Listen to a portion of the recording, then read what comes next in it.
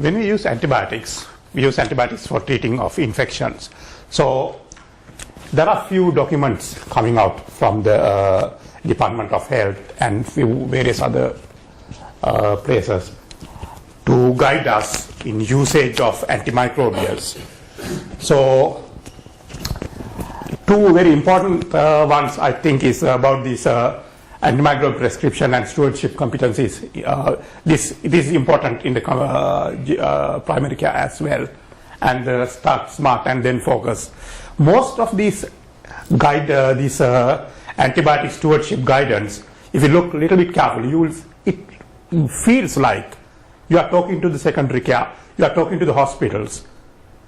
They don't look like they are talking to the primary care. But primary care is, if you analyze the basic principle of usage of antibiotics and managing infections, it involves primary care as well. We'll go through a few cases. So how do we manage infections? It's clinical diagnosis or high clinical suspicion of infection, and based on history, clinical examination and relevant investigations.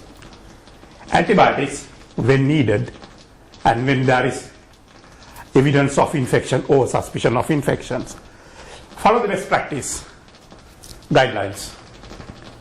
So guidelines vary from area to area depending on the local prevalence of bugs and local prevalence of the resistance. So follow your local guidelines. Couple of cases. This one is 86 years old Mr. J.M. He had a routine visit to the GP land. And the GP did a dipstick test and it was positive for everything, And then because it was positive for everything, the sample was sent to the lab, MSU, and it grew some gram-negative bacillus, what we call E. coli. And this is the sensitivity results we got. Fairly resistant bug. And what do you think you would have done? Call you. Good. Very good. Is there anything else you would have done? You can repeat. You can repeat this. Before repeating it, is there anything you would have done? Ask the patient. What were the symptoms? Patient came for a routine diabetes test, diabetes checkup in the GP land. He didn't have any symptoms. But what happened was this patient was sent to the AMU because we can't give, at that time we didn't have the IV antibiotics. So the patient ended up in the AMU, and I got the call from the AMU telling me, look, Dr. Kumara, this patient doesn't need any antibiotic. I don't know why this patient was sent to me. Yes. Yes. Sorry, I've got patients like this. I mean, they're my own personally, but not because they've got a large prostate. They've got a chronic residual urine with ventilation of the inside of the bladder. So they run colonised most of the time. You get this if you send the cultures off them up with a sort of a small pyurea on a constant basis. Yeah. So my own view. That doesn't mean that's infection. I do nothing with it at all. Yeah. If you don't suspect clinically on clinical grounds, if you suspect on clinical grounds, yes, you have to treat. But if you don't suspect, don't treat this result as more. So this is the first patient. Yeah. So you are not going to treat unless the patient has got infection. So how useful the lab results are? It depends on the patient population. This is specifically, I put this because of our dipstick. I get a lot of urine culture results, urine culture request, the clinical details, dipstick positive query UTI, Lux positive, nitrous positive query UTI. So the sole reason why you think it's UTI is a dipstick. But as of most of the investigations, it depends on the patient population. If you have high suspicion or high likelihood of the condition, yes, then the investigation is very helpful. But if the population is not that high likelihood of the condition, I wouldn't say the investigation goes rubbish, but the usefulness of the investigation is very much less. There are certain investigations you wouldn't put into that category. If you see a space occupied lesion in an MRI, even though if the patient is completely normal, you are going to do something. There are few investigations which differ from, but most of the time, this is the norm. The result of investigation and usefulness of investigation depends on the people's population, patient population. Yeah. Okay. So the rest of the things, yes, urine culture result in asymptomatic patients, useful in pregnancy, or if you are thinking about urological procedures, some instrumentation. Second patient, okay, young man coming with fever and with chest pain, shortness of breath, everything is there you would like to, and this is chest X-ray, right? So this is the clinical picture. What are you going to do to the patient?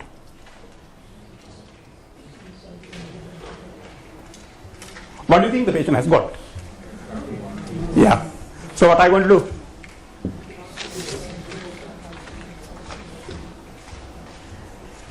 You wouldn't treat the patient in the community, isn't it? If the patient is this ill. Send them to hospital, yes. So it's pneumonia. Would you think of anything else? Sputum culture, good. I would like a urine for Legionella antigen and pneumococcal antigen as well with the blood culture. Anything else? Anything else you would think of doing on this patient? Well, it depends on the patient history. The patient is 25 years old and he has got severe pneumonia. Anything else you think about? Think whether the patient has got any other immunosuppressive condition. Yeah. Okay, this is a bit of elderly patient who is a non-COPD to the COPD team. He had productive cough and increasing shortness of breath. So this is what this is the sputum gram stain where you see a bit of strep pneumoniae. Streptococcus pneumoniae is a commensal in the upper respiratory tract, right? So you can't give antibiotics and eradicate commensals. You treat with antibiotics to cure the condition, right? This particular one, the patient has, we got a sputum result, but it was about 2 months old, and the patient had Pseudomonas aeruginosa, sensitive to piperacillin tazobactam, what we used to call tazocin. So what could have happened to this patient?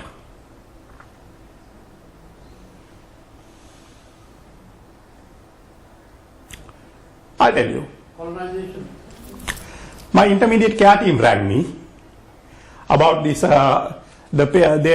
were asked to give this patient tazocin in the community. Specific thing is we can't give 3 times a day antibiotics in the community, because if you do that, the night dose will be missed because it has to be 8-hourly. You can't give the midnight or between 10 and morning 8:30. You can't give that drug. So that's how the call came to me. But the next question is, does he really need tazocin? Does he need antibiotic? So anyway, if the result was 2 months old, I would think twice before. Maybe I would send another sputum sample. Patient is not that ill. Patient was ill, I would have sent the patient to the hospital and got all the investigations done. So again, think a little bit more before we start thinking about giving treatments. So those are the few cases I thought I would discuss with you, and few very important points I thought. So as you always say, don't read the result, don't read the piece of paper. It's a patient in front of you. So if there's no clinical evidence or clinical suspicions, no point in using antibiotics. It's very common. We are very good. We treat with tazocin, pneumonias, good. Urinary tract infections, good. Left ventricular failure, and sometimes seroarthritis. Sometimes, when I look at the list of conditions we treat with antibiotics, you would be surprised. Most of them are not infections. The very common thing is the left ventricular failure. We treat a lot of left ventricular failure patients with tazocin, because patient has a little bit of crepes and shortness of breath. So yes, and use the trust antimicrobial guidelines. And when there's no oral agent available, yes, talk to us, because there are 2 of the consultant microbiologists. one of us would be on available clinical duty or at the end of the phone, almost always. So, yeah, and we can arrange, because the community IV antibiotic care team, they have been given certain pathways. So if you want to use something outside those pathways, the pathways are cellulitis, we use teicoplanin, and ceftriaxone we have introduced into the cellulitis care pathway. We use for UTI, we use gentamicin. In resistant or when needed, we might use something like ertapenem. So these are the main antibiotics. If you want to use anything outside those, speak to us, then we can get it arranged. Yeah.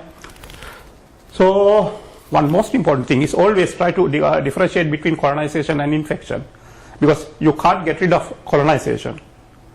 Infection you may treat and try to cure. So a couple of antibiotics restricted. We don't use Cipro. I see the community antibiotic guidelines still have ciprofloxacin, and I'm in the process of, because we are one trust, we don't need one community guidelines and one hospital guideline, which confuses us most of the time. And these antibiotics, cefuroxime, amoxicillin, coamosclav, meropenem, these are mainly when it comes to the more than 65 years of age. Young patients, I haven't restricted them. And more expensive antibiotics like Dapto and Linezolid. Allergy, it's a bit of more wordy. The main thing is make sure when you talk about penicillin allergy, especially talk about what exactly happened to the patient. Some patients would know, but there may be some relative or someone who might be able to tell you what exactly happened. It's very important to know what's the description of the allergy situation. Penicillin allergy is very stereotypic. If you had a rash last time, you are going to have a rash this time. And if you have we used to say, okay, if the patient has got anaphylaxis, you might still use meropenem. I haven't seen yet anaphylaxis to meropenem, but I don't know when I'm going to win the lotto. There will be one or two patients who will with anaphylaxis. So when you use meropenem, you are very careful. Whenever my colleagues ask, can I use meropenem, and if it's really indicated, and if the patient is allergic to penicillin, real anaphylaxis, I say, okay, in the A&E, have the emergency tray ready before giving that. So it can happen.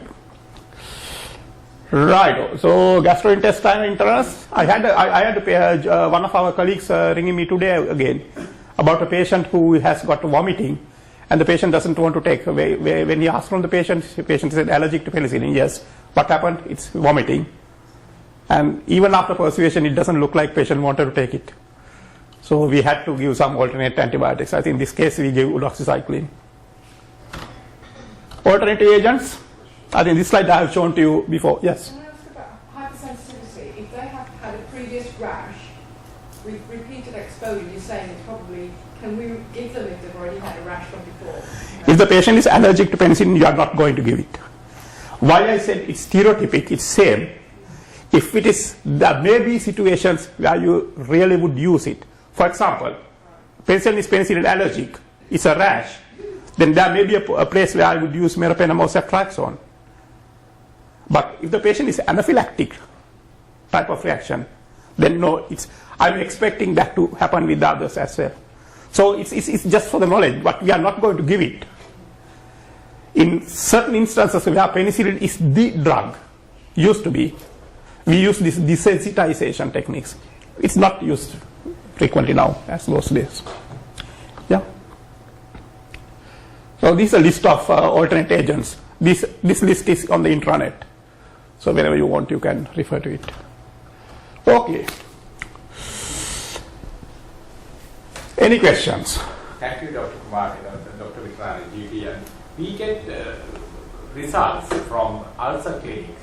They do wound swabs, chronic ulcer clinics and wound swabs, and we have been asked to prescribe. There's no clinical details when there's a cellulitis or anything like that.